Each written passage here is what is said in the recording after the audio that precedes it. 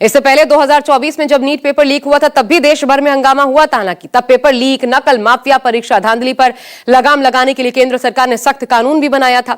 वो कानून कौन सा है, इसके प्रावधान क्या है, इसका क्या असर हुआ, देखिए। एनडीए को बर्खास्त करो, बर्खास्त करो, एनडीए को बर्खास्त करो, बर्खास्त करो, बर्खास्त करो। नीट यूजी 2026 की परीक्षा एक बार फिर सवालों के घेरे में है। इससे पहले 5 मई 2024 की नीट परीक्षा में पेपर लीक हुआ था, जिसके चलते 2024 में कुछ सेंटर्स पर परीक्षा रद्द भी की गई थी। हालांकि एनटीए ने पेपर लीक की बात से इनकार किया था, लेकिन इसके बाद जब पेपर लीक के सबूत मिले तो कई गिरफ्तारियां हुई थी।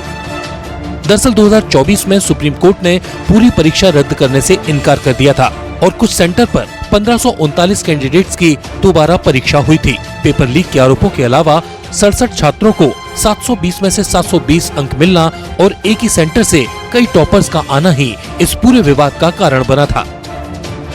2024 में नीट पेपर के लीक होने के मामले में भी सीबीआई जांच कर रही है, लेकिन ऐसा दोबारा न हो, पेपर लीक, नकल माफिया और परीक्षा धांधली पर लगाम लग सके, इसके लिए केंद्र सरकार ने 2024 में एक बेहद सख्त कानून लागू किया था, जिसका नाम सार्वजनिक परीक्षा अनुचित साधनों की रोकथाम अधिनियम 2024 था।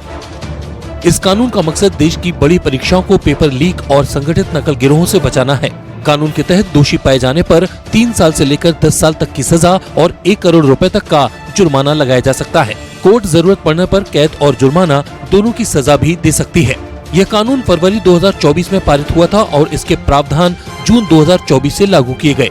इस कानून के तहत पेपर लीक जैसे अपराध गैर जमानती श्रेणी में रखे गए हैं। इसमें शामिल लोगों, यहाँ तक कि छात्रों पर भी भारी आर्थिक दंड लगाया जा सकता है।